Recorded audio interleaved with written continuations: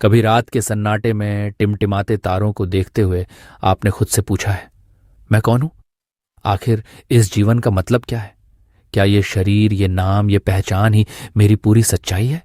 या इसके पार भी कुछ है, कुछ ऐसा जो हमेशा रहता है, जो कभी खत्म नहीं होता? क्या जन्म और मृत्यु के इस खेल से परे भी कोई दुनिया है? हजारों साल पहले, जब आज की दुनिया सोची भी नहीं जा सकती थी, भारत के घने जंगलों में कुछ ऋषियों ने इन्हीं सवालों के जवाब ढूंढने के लिए अपनी आत्मा की गहराइयों में गोता लगाया। उन्हें जो मिला वो सिर्फ कोई फलसफा या थ्योरी नहीं थी, वो एक सीधा अनुभव था, एक साक्षात्कार था। उस गहरे अनुभव को, उस गूढ़ ज्ञान को उन्होंने शब्दों में पिरोया, और वो ज्ञान आज भी हमारा मार्गदर्शन कर रहा है। आज हम उसी ज्ञान के महासागर में उतरने वाले हैं। हम उस रहस्यमयी सफर पर निकलेंगे जो जीवन, आत्मा और उस परम सत्य के राज खोलता है जिसे ब्रह्म कहा जाता है। ये कोई आम किताब नहीं, ये है बृहदारण्यक उपनिषद, सनातन धर्म का वो प्रकाश स्तंभ जिसने सदियों से सत्य के खोजियों को आत्मा की सच्चाई से मिलाया है। ये वही उपनिषद है जिसमें महर्षि याज्ञवल्क्य ने ब्रह्म के उस रहस्य को खोला था जिसे शब्दों में बांधना लगभग नामुमकिन है। तो आइए अपनी चेतना के दरवाजे खोलकर उस दिव्य बातचीत की ओर चले जो हमें हमारे असली स्व से मिलाने का वादा करती है। बृहदारण्यक उपनिषद। परिचय: ज्ञान के महासागर का बुलावा। बृहदारण्यक उपनिषद, इसके नाम में ही इसकी विशालता और गहराई छिपी है। बृहत यानी विशाल, और आरण्यक यानी वो ज्ञान जिस पर जंगल के एकांत में चिंतन किया गया हो। ये सबसे पुराने और सबसे बड़े उपनिषदों में से एक है और सीधे शुक्ल यजुर्वेद के शतपथ ब्राह्मण का हिस्सा है, जो इसे वैदिक परंपरा की मुख्य धारा से जोड़ता है। पर इसकी विशालता सिर्फ पन्नों में नहीं, बल्कि इसके विषयों में है। ये ब्रह्मांड के जन्म से लेकर चेतना की प्रकृति, आत्मा का स्वरूप, कर्म का सिद्धांत, मौत का रहस्य और आखिर में मोक्ष के रास्ते तक हर चीज की गहराई से पड़ताल करता है। आदिगुरु शंकराचार्य की इस पर लिखी गई कमेंट्री अद्वैत वेदांत की नींव का पत्थर बनी। ये उपनिषद सिर्फ नियमों का संग्रह नहीं, बल्कि जीवंत संवादों की एक पूरी श्रृंखला है। यहां हमारी मुलाकात राजा जनक जैसे ज्ञानी राजा, मैत्रेयी जैसी सत्य की प्यासी साधिका और गार्गी जैसी तेज तर्रार तर्क करने वाली विदुषी से होती है, जो महर्षि याज्ञवल्क्य जैसे ब्रह्मज्ञानी से सीधे सवाल करती हैं। ये उपनिषद हमें एक ऐसे सफर पर ले जाता है जो बाहर की दुनिया से शुरू होकर हमारे भीतर के ब्रह्मांड में खत्म होता है। ये हमें सिखाता है कि जीवन के सबसे बड़े सवालों के जवाब किसी बाहरी किताब या गुरु में नहीं, बल्कि हमारी अपनी चेतना की गहराइयों में ही छिपे हैं। तो चलिए इस यात्रा के पहले पड़ाव पर कदम रखते हैं और देखते हैं कि हमारे ऋषियों ने इस दुनिया को किस नजर से देखा। बृहदारण्यक उपनिषद। सृष्टि का विराट यज्ञ, अश्वमेध का असली मतलब। बृहदारण्यक उपनिषद की शुरुआत ही बेहद अनोखी और काव्यात्मक है। ये हमारे सामने सृष्टि की एक ऐसी तस्वीर रखती है जो हमारे सोचने के तरीके को हिलाकर रख देती है। ऋषि इस पूरे ब्रह्मांड को एक विशाल अश्वमेध यज्ञ के घोड़े के रूप में देखते हैं। जरा कल्पना कीजिए, एक विराट ब्रह्मांडीय घोड़े की। उपनिषद कहता है सुबह की पहली किरण उस घोड़े का सिर है, सूरज उसकी आंखें हैं जो सारी दुनिया को देखती है, हवा उसकी सांस है जो उसे जिंदगी देती है, उसका खुला हुआ मुंह वैश्वानर अग्नि है और समय का चक्र उसका शरीर है। आसमान उसकी पीठ है, अंतरिक्ष उसका पेट है और धरती उसके खुरों के नीचे की जमीन है। दिशाएं उसकी पसलियां हैं और तारे उसकी हड्डियां हैं। बादल उसका मांस है और नदियों की रेत उसका अधखाया भोजन है। नदियां उसकी नसें हैं और पहाड़ उसके लिवर और फेफड़े हैं। पेड़ पौधे उसके रोए हैं। उगता हुआ सूरज उसका अगला हिस्सा है और डूबता हुआ सूरज पिछला। जब वो जम्हाई लेता है तो बिजली चमकती है, जब वो अपना शरीर हिलाता है तो बादल गरजते हैं, और जब वो मूत्र करता है तो बारिश होती है। ये सिर्फ एक खूबसूरत कल्पना नहीं है, बल्कि एक बहुत गहरा दार्शनिक इशारा है। ऋषि हमें सिखा रहे हैं कि इस ब्रह्मांड में कुछ भी अलग थलग नहीं है। सब कुछ एक दूसरे से जुड़ा है, एक ही विराट चेतना की अभिव्यक्ति है। जैसे घोड़े के सारे अंग मिलकर एक घोड़ा बनाते हैं, वैसे ही ये पूरा ब्रह्मांड अपने सूरज, चांद, तारों, धरती और जीवों के साथ उस एक विराट ब्रह्म का ही शरीर है। अश्वमेध यज्ञ पुराने भारत में राजसी सत्ता का प्रतीक था। यहाँ ऋषि उस यज्ञ को एक आध्यात्मिक रूपक में बदल देते हैं। वो कहते हैं कि असली अश्वमेध यज्ञ किसी बाहरी घोड़े की बलि देना नहीं, बल्कि इस पूरे ब्रह्मांड को ही यज्ञ का घोड़ा मानकर अपने अहंकार को, अपनी मैं की भावना को उस विराट चेतना में मिला देना है। जब कोई साधक इस नजरिए को पा लेता है तो उसे हर कण में, हर घटना में, सुबह के उगने से लेकर बारिश के होने तक सिर्फ उस एक परम सत्य के ही दर्शन होते हैं। ये वो पूजा है जहां पूजने वाला, पूजा और जिसका पूजा हो रही है, तीनों एक हो जाते हैं। ये दुनिया को देखने और महसूस करने का एक क्रांतिकारी नजरिया है जो हमें अलगाव से एकता की ओर ले जाता है। बृहदारण्यक उपनिषद। अस्तित्व का पहला सवाल, मैं कौन हूं? जब हम ब्रह्मांड की इस विराट एकता को देखते हैं तो ये सवाल उठना लाजिमी है कि इस बड़ी सी तस्वीर में मैं कहाँ हूं, मैं कौन हूं? उपनिषद हमें सृष्टि की कहानी के जरिए इस सवाल की जड़ तक ले जाता है। ये कहता है कि शुरुआत में सृष्टि से भी पहले सिर्फ एक ही सत्ता थी, आत्मा, जो एक पुरुष के रूप में थी। उसने चारों ओर देखा तो उसे अपने सिवा कुछ नहीं दिखा। वो अकेला था। अकेलेपन में डर लगता है, पर उसने सोचा, जब मेरे अलावा कोई है ही नहीं तो डर किससे? ये सोचते ही उसका डर खत्म हो गया, लेकिन उसे खुशी महसूस नहीं हुई। अकेला इंसान खुश नहीं रह सकता। उसे एक दूसरे की चाहत हुई। उसकी ये इच्छा इतनी मजबूत थी कि उसने खुद को दो हिस्सों में बांट लिया, पति और पत्नी।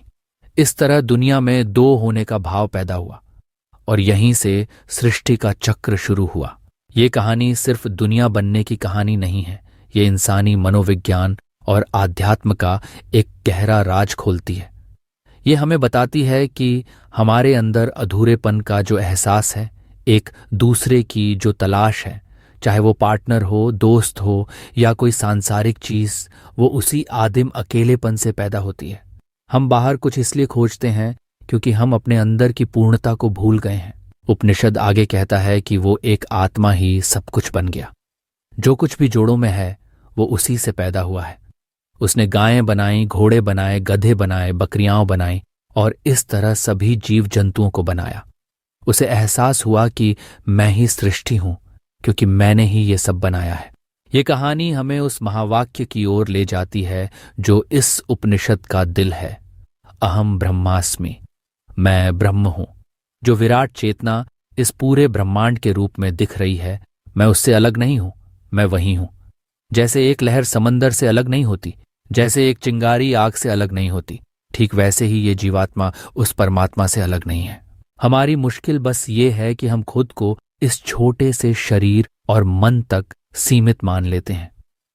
हम अपनी पहचान अपने नाम, परिवार, पद और दौलत से जोड़कर अपने उस अनंत विराट रूप को भूल जाते हैं।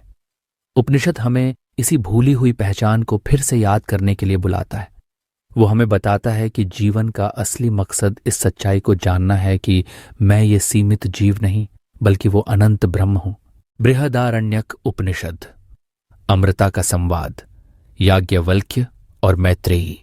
ज्ञान के इस महल में अब हम एक ऐसे कमरे में दाखिल होते हैं जहां प्रेम, त्याग और अमृता का सबसे दिल छू लेने वाला संवाद होता है।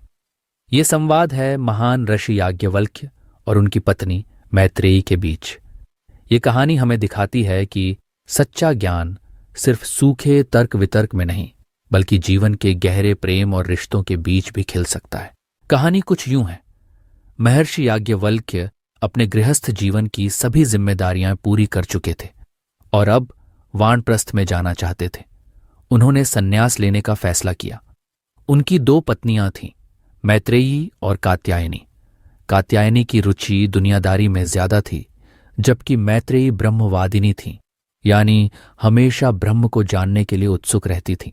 याज्ञवल्क्य ने मैत्रेयी से कहा, मैत्रेयी, मैं अब ये घर बार छोड़कर जा रहा हूं। मैं चाहता हूं कि अपनी सारी संपत्ति तुम दोनों में बराबर बांट दूं।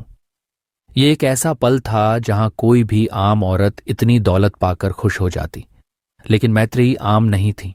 उनकी नजर दौलत से कहीं आगे थी। उन्होंने अपने पति से एक ऐसा सवाल पूछा जिसने इस बातचीत को हमेशा के लिए अमर बना दिया। मैत्रेयी ने पूछा, हे भगवान, अगर ये पूरी धरती सोने चांदी से भर जाए और मैं अकेली इसकी मालकिन बन जाऊं, तो क्या इससे मैं अमर हो सकती हूं? ये सवाल दुनिया की सबसे बड़ी दौलत को रूहानियत की सबसे बड़ी ख्वाहिश के सामने खड़ा कर देता है। मैत्रेयी पूछ रही थीं कि क्या दुनिया की सारी दौलत मौत को हरा सकती है? याज्ञवल्क्य ने जवाब दिया, नहीं प्रिय, बिल्कुल नहीं। तुम्हारी जिंदगी वैसी ही हो जाएगी जैसी अमीर लोगों की होती है, ऐशो आराम से भरी हुई। लेकिन दौलत से अमृता की कोई उम्मीद मत रखना। ये जवाब सुनकर मैत्रेयी के अंदर वैराग्य और ज्ञान की प्यास और भी बढ़ गई। उन्होंने फौरन फैसला कर लिया। उन्होंने कहा, ये ना हम नामृता श्याम कि महम तेन कुर्याम। जिस चीज से मैं अमर ही ना हो सकूं, उसे लेकर मैं क्या करूंगी? हे भगवान, आप जो भी अमृता का रास्ता जानते हैं, कृपा करके मुझे बस वही बताइए। अपनी पत्नी के मुंह से ऐसे गहरे वैराग्य और ज्ञान की जबरदस्त इच्छा से भरे शब्द सुनकर याज्ञवल्क्य का दिल खुशी से भर गया। उन्होंने कहा, प्रिय, तुम मुझे पहले भी प्यारी थीं और आज ये सवाल पूछकर तुमने मेरे प्यार को और भी बढ़ा दिया है। आओ बैठो, मैं तुम्हें वो परम रहस्य बताता हूं। तुम बस ध्यान लगाकर उस पर सोचना। इसके बाद याज्ञवल्क्य ने जो सिखाया वो अद्वैत वेदांत का निचोड़ है। उन्होंने कहा, अरे मैत्रेयी, पति के लिए प्यारा नहीं होता, बल्कि अपनी आत्मा के लिए ही पति प्यारा होता है। पत्नी के लिए प्यारी नहीं होती, बल्कि अपनी आत्मा के लिए ही पत्नी प्यारी होती है। बच्चों के लिए प्यारे नहीं होते, बल्कि अपनी आत्मा के लिए ही बच्चे प्यारे होते हैं। दौलत के लिए प्यारी नहीं होती, बल्कि अपनी आत्मा के लिए ही दौलत प्यारी होती है।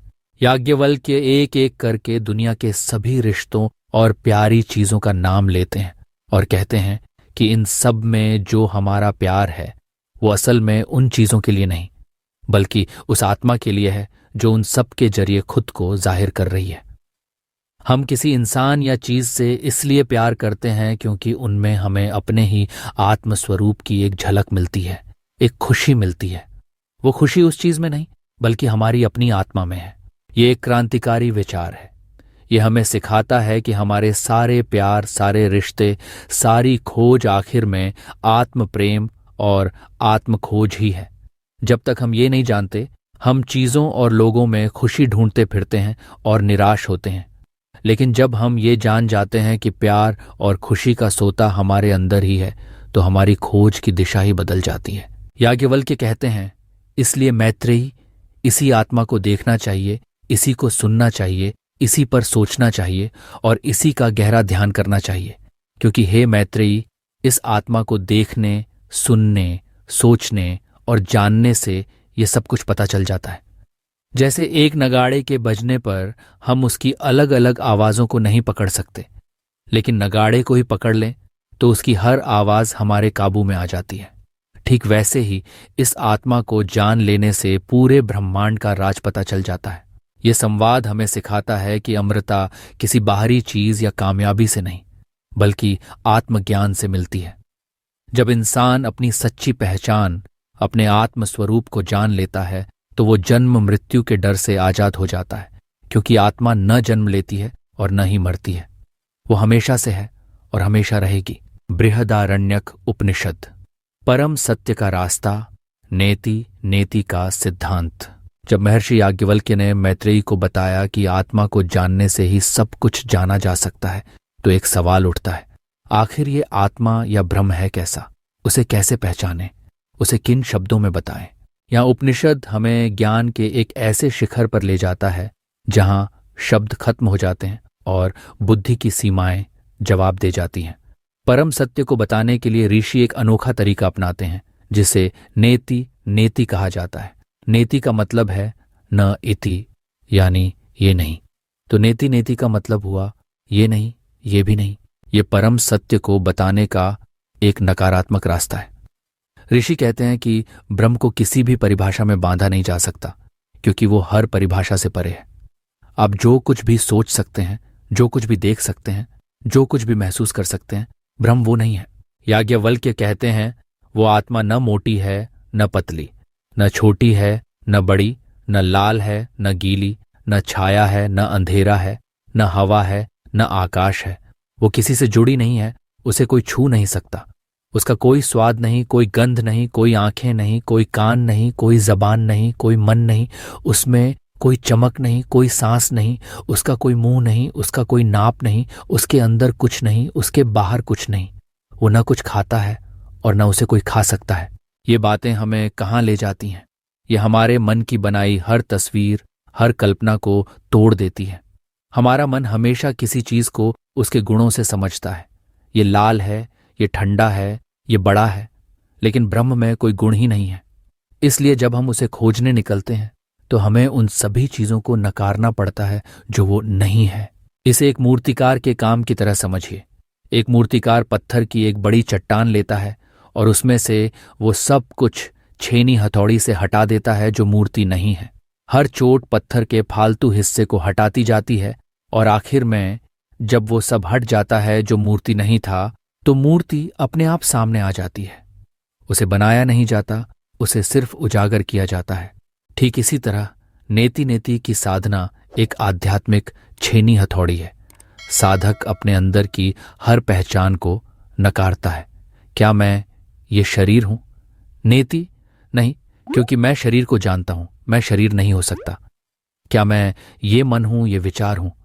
नेति नहीं, क्योंकि मैं अपने विचारों को देख सकता हूं, मैं विचार नहीं हो सकता।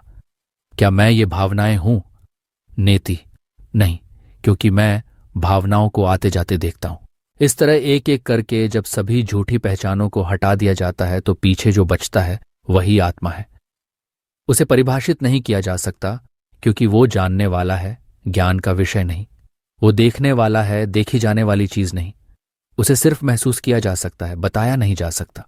ये सिद्धांत हमें सिखाता है कि परम सत्य कोई दिमागी कॉन्सेप्ट नहीं है जिसे किताबों में पढ़कर समझा जा सके। ये एक जीवंत अनुभव है जो मन के पार जाने पर ही मिलता है। नेति नेति का रास्ता हमें अहंकार और झूठी पहचान की परतों को छीलकर अपने शुद्ध साक्षी चैतन्य स्वरूप में टिकने का रास्ता दिखाता है। बृहदारण्यक उपनिषद। ज्ञान की महासभा, राजा जनक के दरबार में याज्ञवल्क्य। अब हम बृहदारण्यक उपनिषद के सबसे नाटकीय और रोमांचक हिस्से में चलते हैं। ये कहानी हमें मिथिला के दार्शनिक राजा जनक के भव्य दरबार में ले जाती है।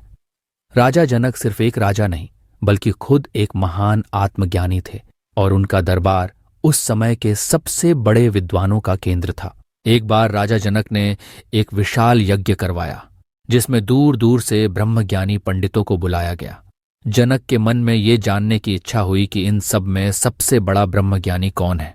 इस इम्तिहान के लिए उन्होंने 1000 गायों को खड़ा करवाया और हर गाय के सींगों पर लगभग 10 तोला सोना मढ़वा दिया। सभा को संबोधित करते हुए जनक ने ऐलान किया, हे पूज्य ब्राह्मणों, आप में से जो कोई भी सबसे बड़ा ब्रह्मज्ञानी हो वो इन गायों को ले जा सकता है। ये एक जबरदस्त चुनौती थी। सभा में बड़े बड़े विद्वान थे, लेकिन किसी की हिम्मत नहीं हुई कि वो खुद को सर्वश्रेष्ठ बताकर उन गायों पर अपना हक जताए। सभा में सन्नाटा छा गया। तभी महर्षि याज्ञवल्क्य ने अपने एक शिष्य से कहा, बेटा, इन गायों को हमारे आश्रम की ओर ले चलो। याज्ञवल्क्य के इस आत्मविश्वास से भरे काम से पूरी सभा में हलचल मच गई। दूसरे ब्राह्मण गुस्से से भर गए। राजा के मुख्य पुरोहित अश्वल ने याज्ञवल्क्य को चुनौती दी, याज्ञवल्क्य, क्या तुम हम सब में सबसे बड़े ब्रह्मज्ञानी हो? याज्ञवल्क्य ने बड़ी विनम्रता से जवाब दिया, मैं ब्रह्मज्ञानी को प्रणाम करता हूं। मेरी इच्छा तो बस इन गायों को पाने की है। लेकिन अब चुनौती दी जा चुकी थी। एक के बाद एक उस सभा के 8 महान विद्वानों ने याज्ञवल्क्य से सवाल पूछना शुरू कर दिया। ये बहस ज्ञान का एक महायज्ञ बन गई। गार्गी वाचकनवी का शास्त्रार्थ। इन सभी विद्वानों में सबसे तेज और साहसी थीं विदुषी गार्गी। उन्होंने 2 बार याज्ञवल्क्य को चुनौती दी। पहली बार उन्होंने सवालों की झड़ी लगा दी। गार्गी ने पूछा, याज्ञवल्क्य, ये जो कुछ भी धरती पर है वो पानी में समाया हुआ है, तो ये पानी किस में समाया है? याज्ञवल्क्य ने जवाब दिया, हवा में। गार्गी ने पूछा, हवा किस में समाई है? याज्ञवल्क्य ने कहा, अंतरिक्ष लोक में। इस तरह गार्गी सवाल करती गईं और याज्ञवल्क्य जवाब देते गए। अंतरिक्ष लोक से गंधर्व लोक, गंधर्व लोक से आदित्य लोक और ऐसे ही आगे बढ़ते बढ़ते ब्रह्मलोक तक। जब गार्गी ने पूछा, ये ब्रह्मलोक किसमें समाया है, तो याज्ञवल्क्य ने उन्हें चेताया, गार्गी, इससे आगे मत पूछो, वरना तुम्हारा सिर गिर पड़ेगा।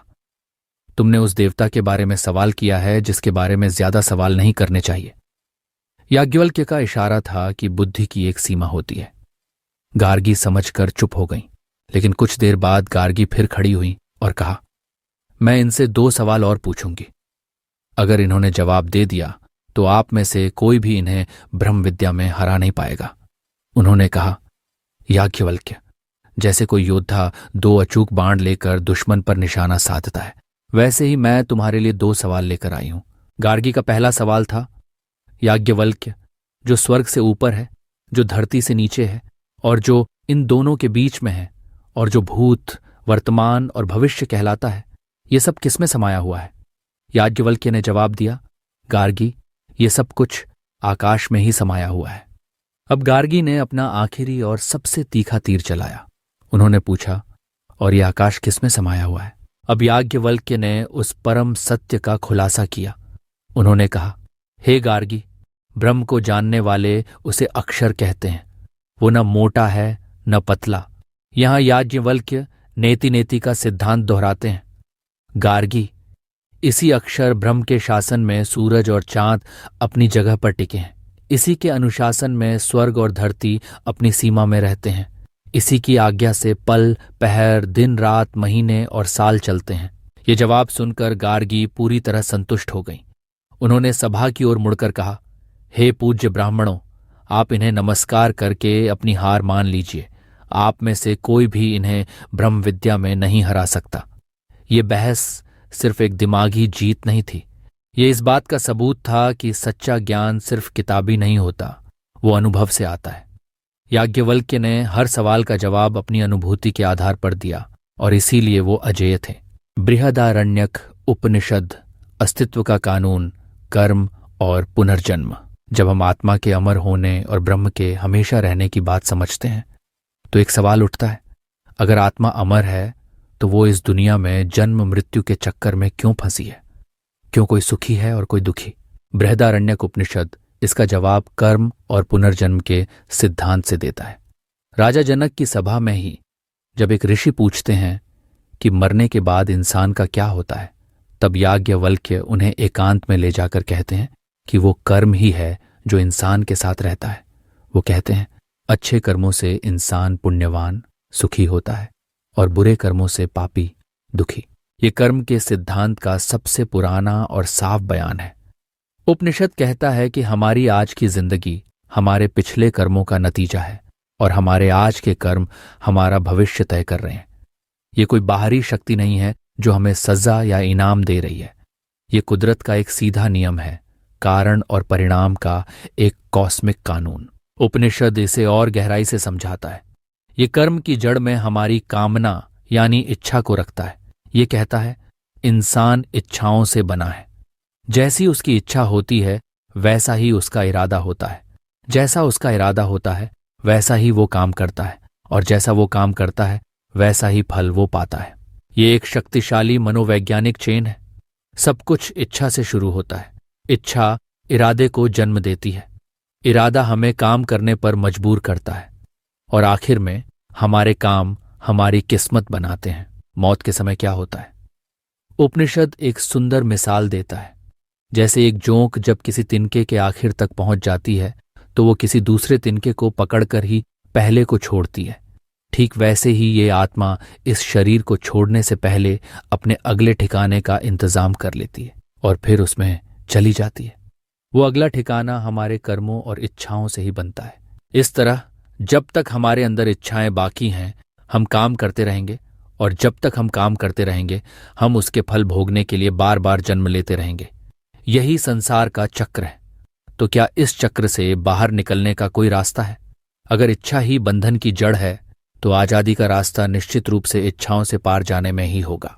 बृहदारण्यक उपनिषद, मुक्ति का महामंत्र, अहम ब्रह्मास्मि।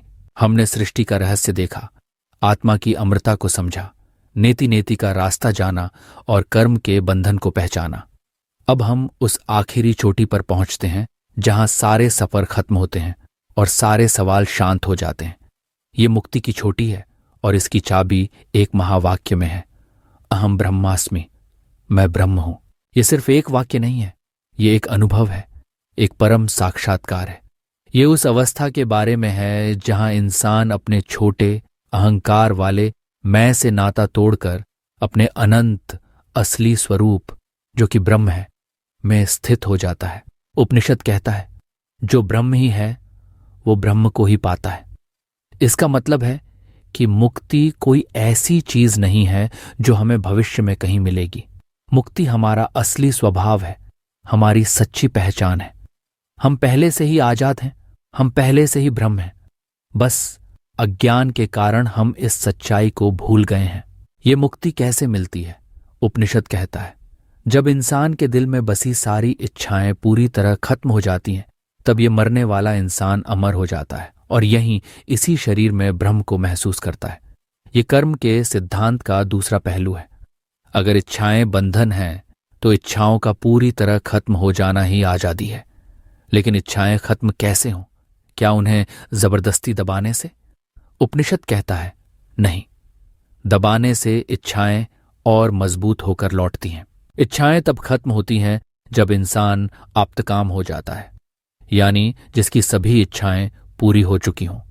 और ऐसा कब होता है? जब वो आत्मकाम हो जाता है, यानी जब उसे अपनी आत्मा में ही परम आनंद मिलने लगता है, जब उसे अपने सिवा किसी और चीज की चाहत ही नहीं रहती। जब एक साधक अहम ब्रह्मास्मि का अनुभव करता है तो उसे पता चलता है कि वो खुद ही अनंत आनंद और पूर्णता का स्रोत है। वो कोई अधूरा जीव नहीं है जिसे खुश होने के लिए बाहरी चीजों की जरूरत हो। इस पूर्णता के एहसास में दुनिया की सारी इच्छाएं जो अधूरेपन के एहसास से पैदा होती हैं अपने आप शांत हो जाती हैं। जैसे सूरज के उगने पर दिए की जरूरत नहीं रहती, वैसे ही आत्मज्ञान की रोशनी में इच्छाओं का अंधेरा खुद ब खुद मिट जाता है। जब इच्छाएं नहीं रहती तो उनके लिए कर्म भी नहीं होते। जब नए कर्म नहीं होते तो भविष्य में भोगने के लिए कोई फल भी इकट्ठा नहीं होता। पुराने कर्म खत्म होने पर वो ज्ञानी फिर से शरीर नहीं लेता। वो जन्म मृत्यु के चक्र से हमेशा के लिए आजाद हो जाता है। वो ब्रह्म में वैसे ही मिल जाता है जैसे नदी समंदर में मिलकर अपना नाम रूप खो देती है और समंदर ही बन जाती है। बृहदारण्यक उपनिषद की आज की दुनिया में प्रासंगिकता। आज जब हमने बृहदारण्यक उपनिषद के इस ज्ञान सागर में एक छोटी सी डुबकी लगाई है तो हमें इसकी अहमियत पहले से कहीं ज्यादा महसूस होती है। आज जब हम पहचान के संकट, तनाव, चिंता और अकेलेपन से जूझ रहे हैं, ये उपनिषद हमें पुकार कर कहता है आत्मानम वित्ति, खुद को जानो। ये हमें याद दिलाता है कि हमारी असली पहचान हमारे सोशल मीडिया प्रोफाइल या बैंक बैलेंस में नहीं, बल्कि हमारी उस शांत और आनंदमयी चेतना में है। आज जब दुनिया चीजों को इकट्ठा करने की अंधी दौड़ में लगी है, मैत्रेयी का सवाल आज भी गूंजता है, जिस चीज से मैं अमर ही न हो सकूं उसे लेकर मैं क्या करूंगी। ये हमें रुककर सोचने पर मजबूर करता है कि हम जो कुछ भी इकट्ठा कर रहे हैं, क्या वो हमें सच्ची शांति दे सकता है। नेति नेति का सिद्धांत हमें हर तरह के कट्टरपन से आजाद करता है। ये हमें सिखाता है कि सच किसी एक किताब या विचारधारा में कैद नहीं किया जा सकता। और आखिर में अहम ब्रह्मास्मि का ऐलान हमें बेहिसाब हिम्मत और आत्मविश्वास देता है। ये हमें सिखाता है कि हम हालातों के शिकार नहीं, बल्कि अपनी किस्मत के मालिक हैं, क्योंकि हमारे अंदर ही अनंत संभावनाओं का स्रोत, वो ब्रह्म, मौजूद है। बृहदारण्यक उपनिषद सिर्फ एक दार्शनिक ग्रंथ नहीं है, ये जिंदगी को ज्यादा गहराई, अर्थ और आनंद के साथ जीने की एक प्रैक्टिकल गाइड है। ये हमें अपनी चेतना का विस्तार करने और हर जीव में उसी एक आत्मा को देखने के लिए प्रेरित करती है, जिससे करुणा, प्रेम और एकता का भाव अपने आप पैदा होता है। अगर आपको यह सफर पसंद आया और इसने आपको सोचने पर मजबूर किया तो प्लीज इस वीडियो को लाइक करें, अपने दोस्तों और परिवार के साथ शेयर करें और हमारे चैनल को सब्सक्राइब करना न भूलें, ताकि आप ऐसी ही गहरी यात्राओं का हिस्सा बन सकें। हमें नीचे कमेंट्स में जरूर बताएं कि इस उपनिषद की कौन सी बात या कहानी आपको सबसे ज्यादा छू गई। आपके विचार हमारे लिए बहुत कीमती हैं। हर उपनिषद एक दर्पण है जिसमें झांककर हम अपने भीतर छुपे ब्रह्म को देख सकते हैं। ये केवल दर्शन की पुस्तकें नहीं, बल्कि आत्मा की गहराइयों में उतरने के मानचित्र हैं।